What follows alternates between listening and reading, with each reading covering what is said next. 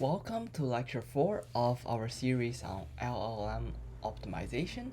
Today we will cover the heart of LLM, which is attention.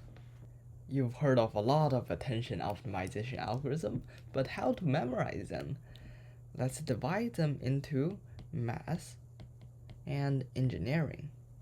Multi-head attention, multi-query attention, and grouped query attention are all optimizing attention using mathematics, whereas flash attention and page attention, they are on the engineering side.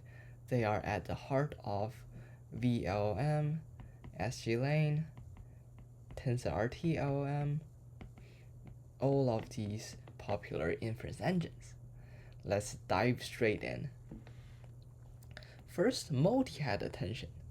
For AI infra, you might get this interview question: what is multi-head attention? So we should always begin with the motivation. What is it trying to solve? Attention is for sequence modeling. So why do we need to invent, so how to model a sequence? Previously, we used artificial neural network, ANN, which has a fixed input size. But for sequence, we can have 4 tokens as input, right? And then it can no longer fit into the rigid, predetermined artificial neural network's input field. And that's why we invented recurrent neural network, RNN, to handle this variable sequence length for language and all the sequential data. So well, so good, but what are some 2 dark clouds of recurrent neural network?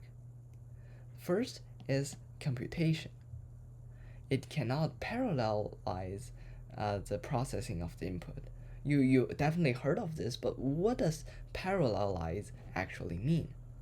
It means on the input dimension, we can't compute the second part while we are computing the first half of the sequence. Why? Because in order to move on to the next token, we need the state of the previous tokens. So for after every token, we compute a hidden state, and then pass it along to the next token, and then update of our our hidden state. That's why it's a sequential nature of RNN. And the second drawback is the long-range dependency issue. What does it mean? Because we update the hidden state with the latest token, so it will be biased toward the recent words. So the long-term dependency can be lost. The meaning of those previous memories will be blurry. So how to solve those 2 dark clouds? Enter attention. What does attention do? A quick review. When we are on the third token, Q3, we will dot product it with all the previous tokens in the sequence and compute a similarity score in our attention matrix. The first, so Q3 with K1 can have a similarity of 0.1, with Q2 a similarity of 0.8, with Q3 with a similarity of 1. And then we use the similarity score to multiply with the previous tokens. So 0.1 multiplied with V1, and the second similarity score times V2, and the third similarity score times V3.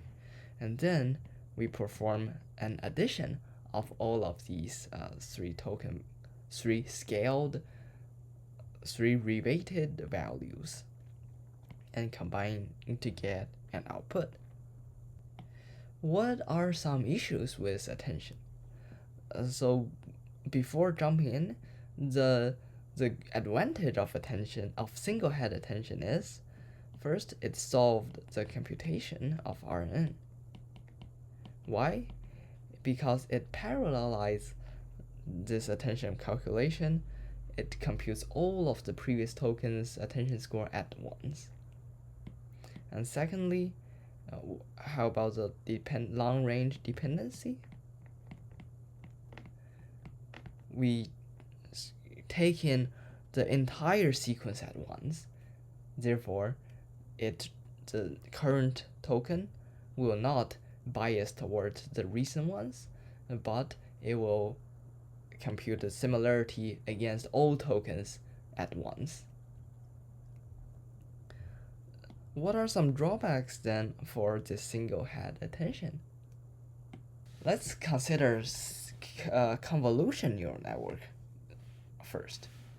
At the start, CNN also has one head, so one filter. But then it doesn't perform well on images. Therefore, people started to have more filters. For example, let's have 3 filters: orange, green, and blue. What does each filter do? Filter 1 might detect noun, filter 2 might detect verbs, and filter 3 is specialized in detecting propositions. So in graphics, the filter can detect edges, and another can detect color or the texture. So each filter is like an expert, specializing in one field, and this provides a lot of richer representation. How it works is we multiply this filter weight with the input token, and then we multiply the second filter weight, a different weight with the same token, and the third weight with the same token, and then we combine the 3 output, not mashing them together like single head attention does, but we concatenate all the 3 values. So the first value might be how much noun does this word consist of. Say 0.1 nounness of the word. And then filter 2 might say how much verb does this new word consist. Maybe 0.8% is verb, and proposition also 0.1. So this is how the 3 filters individually get this output representation. So for single head attention, we blend all 3 together, resulting in a meshy, a very blurry combined result, and not distinguishing the characteristics. How to solve this? Multi-head attention. We project our query and keys into different subspaces. The first subspace will be, say, the nounness. Second is verb. Third is proposition. So now we have different weights. So when we have an input x, we multiply by weight 1 to get QKB. We multiply a different weight 2, and then a weight 3 to get the different representation or the projection into subspaces. And that's how we recover the rich representation of a CNN, of this multi-head or multi-filter idea. What is the result? Multi-head attention is able to improve over the single-head attention by a lot. So the score is 41, whereas the single-head attention or the previous one are all lower than this. And more importantly, multi-head attention has a very good flops because you can parallelize them. For the next part, let's dive into 3 variants of attention. We have covered multi-head attention. What about multi-query attention and grouped query attention? All of these are invented by Google. So multi-query is solving a problem of multi-head, and grouped query is solving a problem of multi-query. What is the problem with multi-head? Although the compute is good, but the memory, how much will it take? Every head will have a separate KV, right? When you do X multiplied by WQ, WK, and WV, we will get QKV for each of the head. And if you have here, say 9 head, you will have 9 sets of QKV, and your memory might explode. Multi-query means we keep the number of query heads, but we reduce the key and value into just one head. Why does it work? Going back to the previous picture, although the key and the v, so the keys and values are reduced, our Q is still being projected into different spaces. So the first query might query how much noun does each of these previous tokens have, and the second query in the second subspace will query how much verb does each of these previous tokens have. And that's why, although the tokens, so the values are the same, you can have different queries on them. Now is an interview question. Does multi-query saves compute or saves memory? The answer is it saves memory. Does it save compute? Not at all, because we need to duplicate key and values and multiply with Q query, so the compute stays the same. What is the result of multi-query attention? Although it reduces memory, it lowers the performance slightly. What else? A good thing is that it reduces cost by a lot. So how can it reduce cost? Because the memory is less, so the microsecond per output token is lower, so it can generate tokens much faster. So from 13.2 milliseconds to 13 milliseconds. What is the problem? Since we only use one KV head, the quality degrades.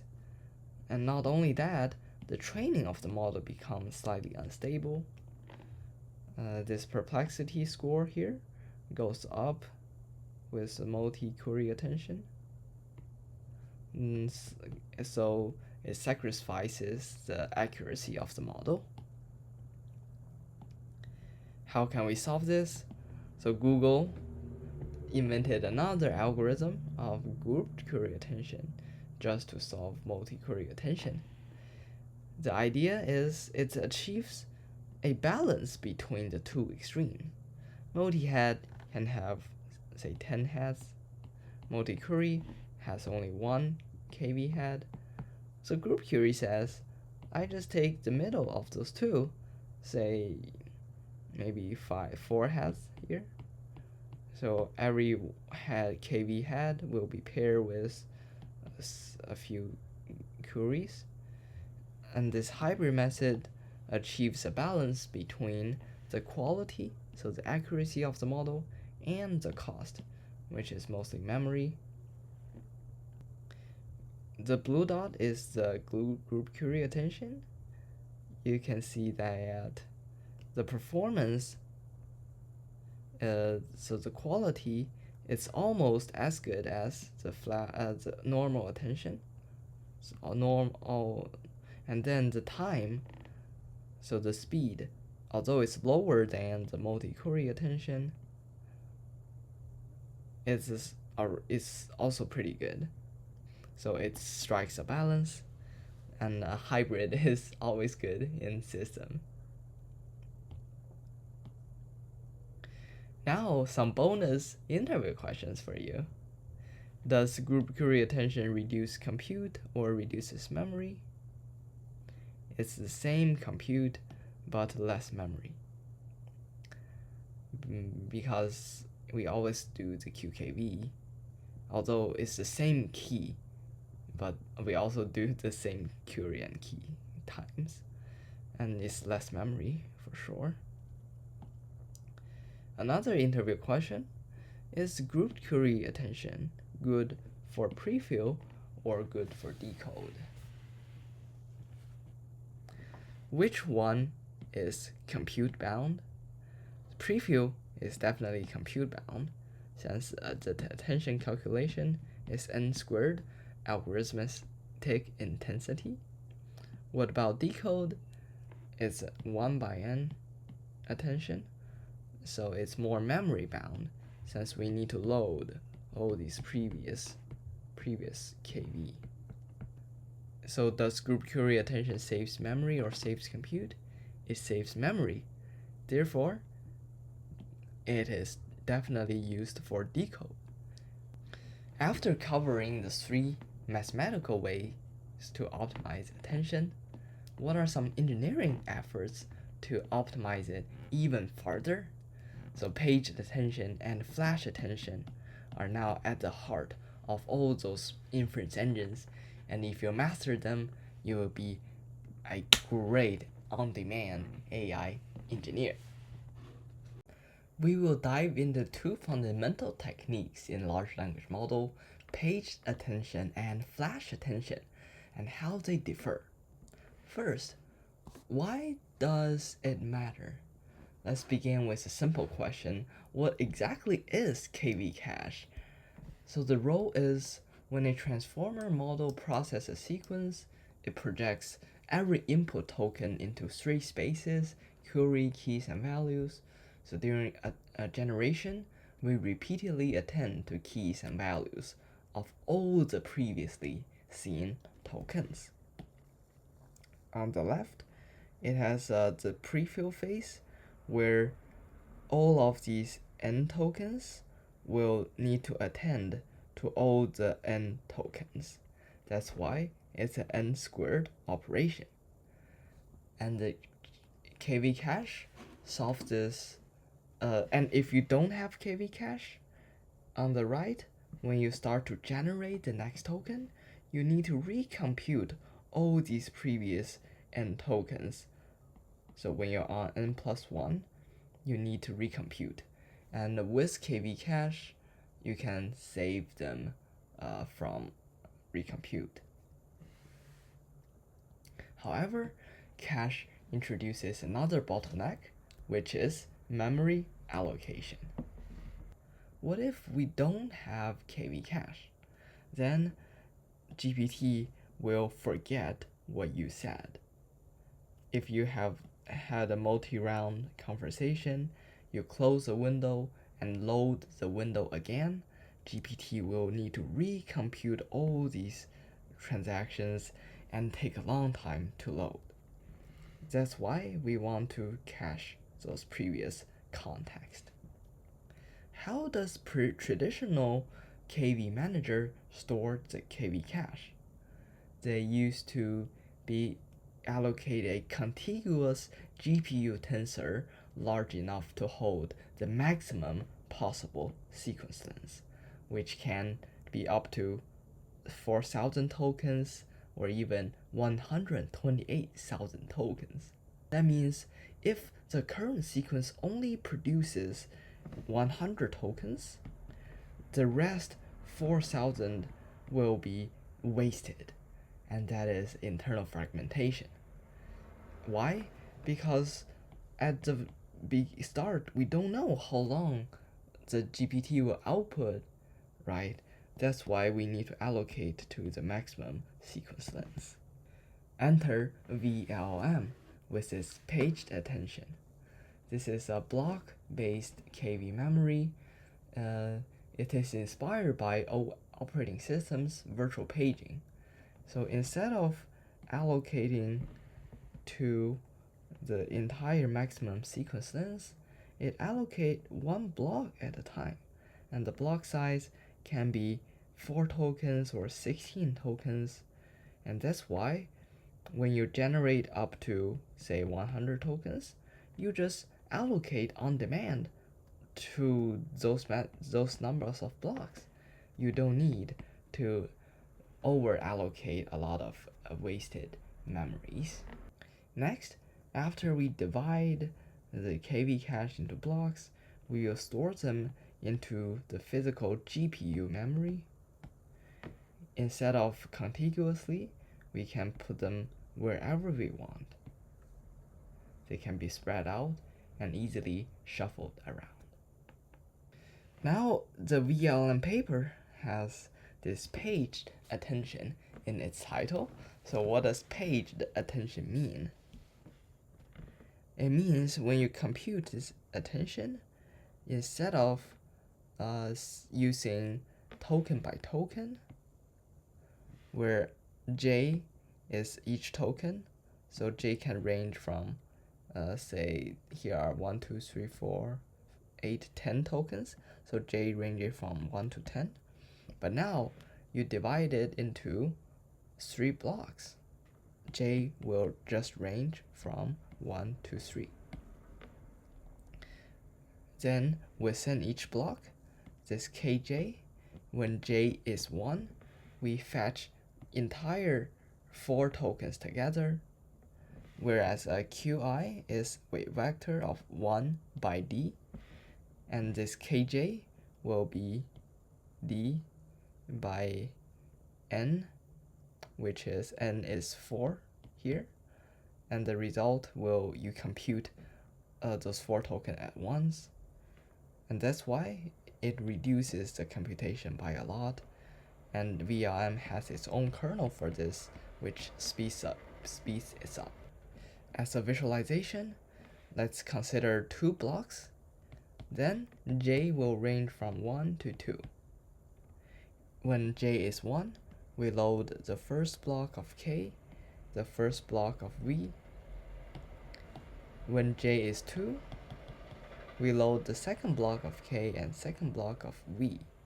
Finally, we use the entire k to materialize the attention, because why do we need the entire row here? Because each token needs to attend to all the previous tokens. That's why we need this row softmax on the right. So the denominator is from all the blocks. After this computation, we will combine the 2 results together.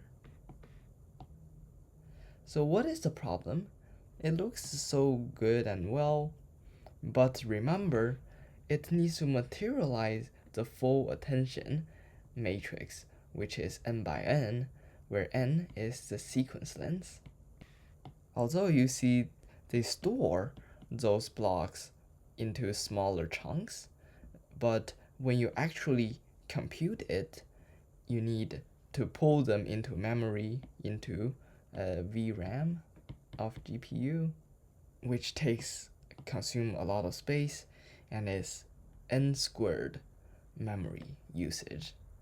What if the context is long, not just 4 tokens, but say 8k tokens or 64,000 tokens?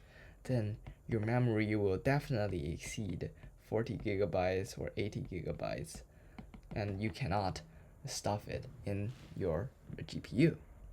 How to solve that memory out of memory issue? Enter flash attention. So why do we want to avoid materializing the full n by n attention here? That's because you have to put this into the GPU memory. On the equation on the bottom right, let's define S to be the result of Q times K, which is this n by n matrix, and P to be the softmax of S. So the shape of P is the same as S, also n by n. Therefore, you need to materialize both of them in the memory, and that is too costly. So what if we can avoid the dependency on input length, but So what can we do if we achieve that? We can have unlimited context. That will be unlimited memory for GPT. Now here is how flash attention comes into play. Let's also consider two blocks. The first block of K will be this yellow one, K1. So what flash attention do? It also loads K1 and the V1 here, but it directly compute this partial attention on the left. In the next round, it will load the block 2 and compute another partial attention. As you see, we don't need to materialize the full row here, the full attention, but we just compute one chunk at a time. Since we can define however the block size we want, this block doesn't depend on the input length. So how was it done? Why paged attention didn't achieve this? Because paged attention uses the same fundamental attention math. It's just storing the blocks more effectively. It still needs the entire row. But for flash attention, we compute this online attention. So we can move on one block at a time, and every time we will use the previous result and use the previous result. Therefore, the memory consumption is all 1 instead of n squared. Now you might be curious, how was it actually done? It is using this blockwise attention technique. So traditionally, for attention, if we want to divide into blocks, we need to compute m, the statistics, which is the maximum of the row on the left and the row on the right. Say S1 and S2 are those two rows, and we take the maximum of those two, so M will be the max of the entire row. What is L? Remember the formula of softmax? L will be the denominator. That will be the row sum of the left part and the row sum of the right part. So L will consist of 4 elements. So the first plus second plus third to the fourth, and then in the lastly UCP, here we have the numerator and then divide by L. So P will be this numerator E of the S1 minus M, the maximum, to make it stable and not overflow. So this will be the numerator divided by L. To give a more concrete example, let's say the matrix S has this row of 4 elements, 10, 20, 30, 40, and we want to compute the attention score of this row. How to compute it? The original formula for the first element here will be e to the 10 minus m1 minus the row m, row max m, and the denominator here will have 4 elements in the final result. So e to the 10 plus e to the 20 plus e to the 30 plus e to the 40, and the numerator is e to the 10. And the second element here is also the same numerator, let's say L, and the same denominator, and the numerator will be 20. And the third one, numerator is 30, fourth one, numerator 40. The problem is, how can we achieve this result with 2 partial attention. If we have calculate the first partial attention, the numerator only consists of 2 elements. How can we revert it back to the 4-element case? Here, we use this online attention mechanism, which was introduced in a paper called Online Softmax, and flash attention popularized it. In the first half of this S1 is the element 10 and 20. So how to calculate P1? So P1 on the right here is a vector of 2 elements. The first element will be of the form e to the 10 over e to the 10 plus e to the 20.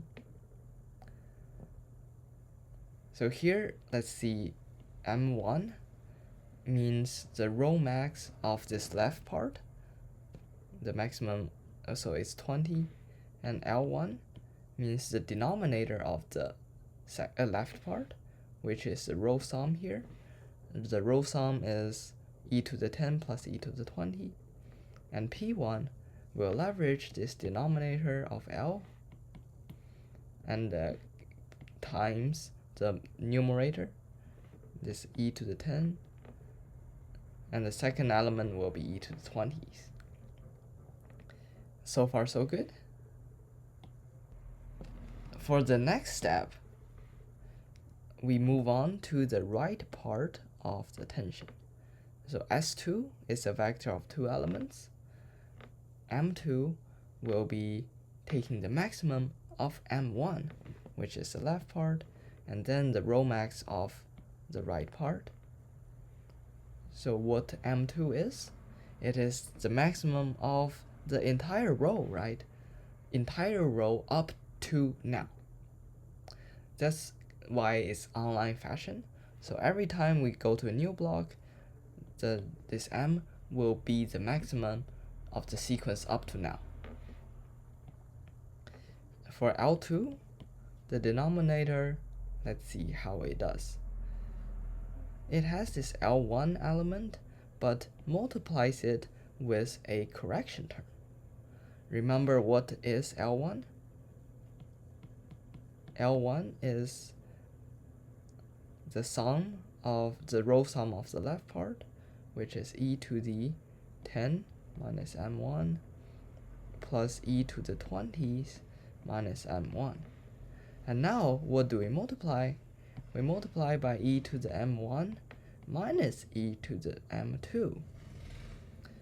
What will happen? M1 will be multiplied inside and cancel out those negative M1 before. So now we are left with M2. Let's write it out. It will be e minus M2 plus e to the 20 minus M2.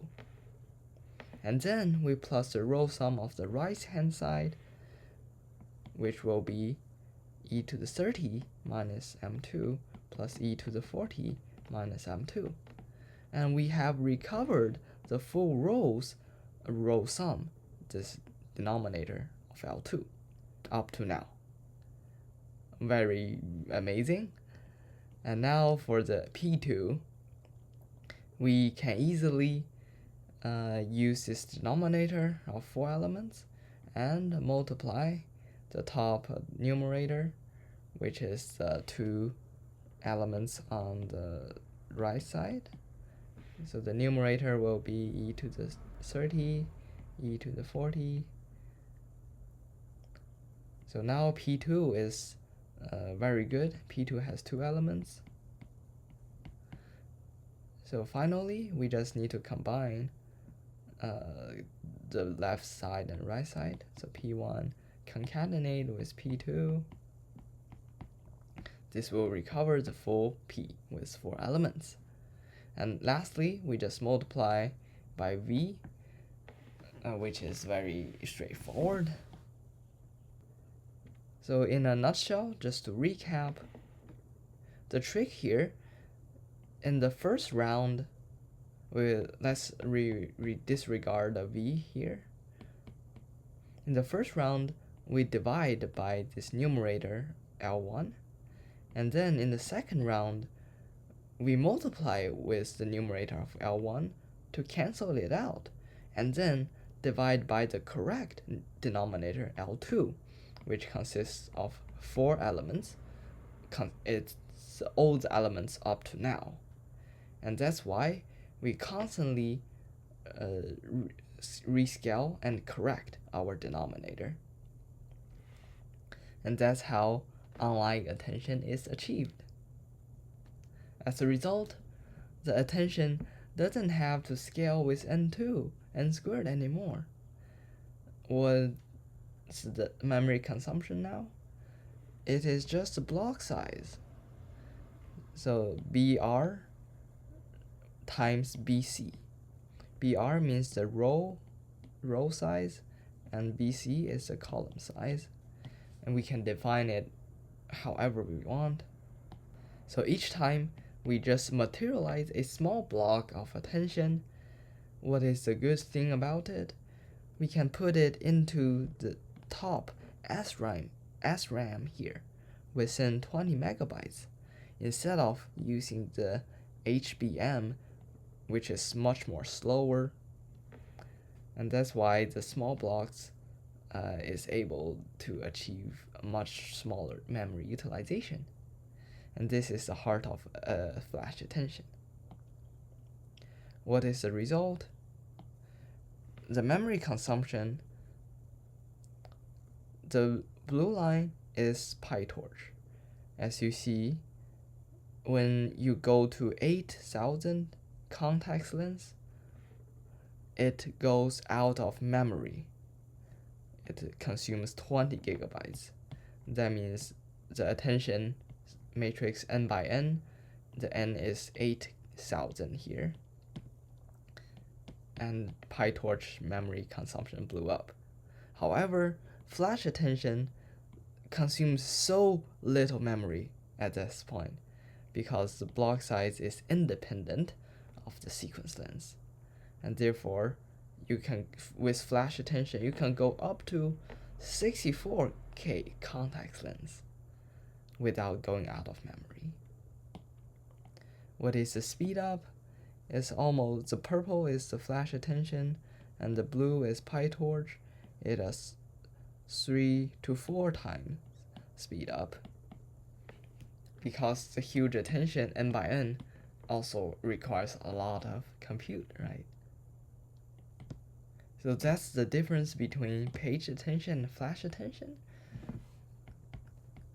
Paged attention is the memory allocation and storage, whereas flash attention is altering the attention mass.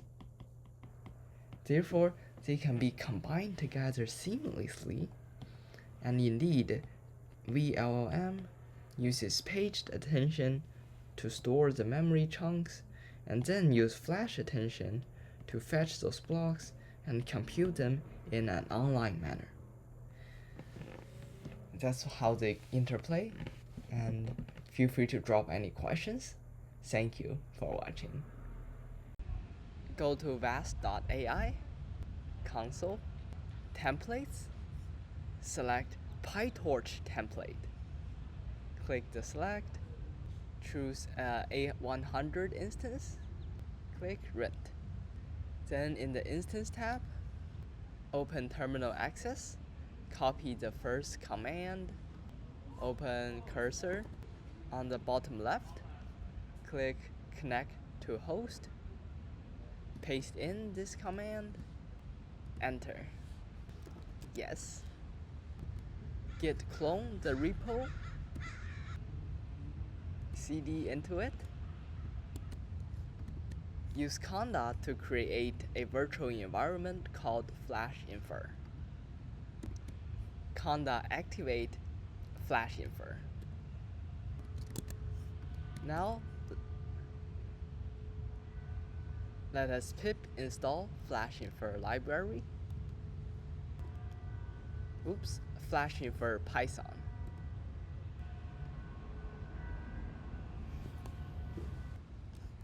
Installation complete.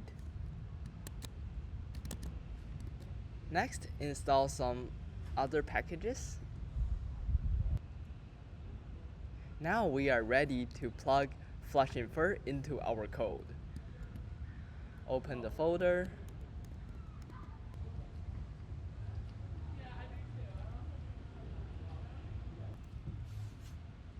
Open the assignment 2 folder.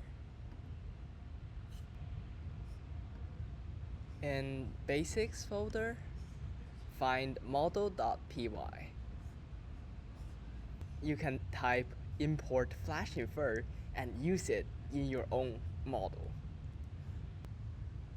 This code repo gives you a fully functioning transformer model, and you can customize it on your own.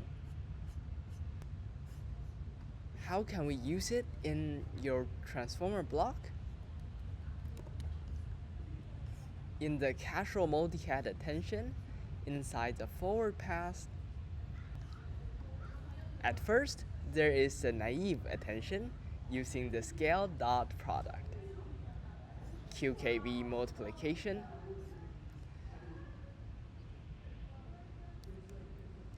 Let's see how the original model performs. Let us use this benchmarking script with a model with 12 layers. The forward pass time is 0.037 seconds. What if we swap into the flash attention? Comment in this Flash Infer function using the QKB, save, and then benchmark again. 0.031, which is much shorter than the 37. However, that was because the model was very small. If we increase the number of layers to 28, select the original transformer attention, give it a test. It consumes 0.15 seconds. Turn on flash attention. Wow, it's only 0.07, which is half the time of the traditional naive attention. And this is just a very small model with batch size of 64 and sequence length of 500. So you can easily achieve more than 2 times speed up with Flash Infer. Where to find all the command and the code? Go to Quick AI Tutorial, and then you will find all of the step-by-steps. Feel free to leave any questions, and thank you for watching.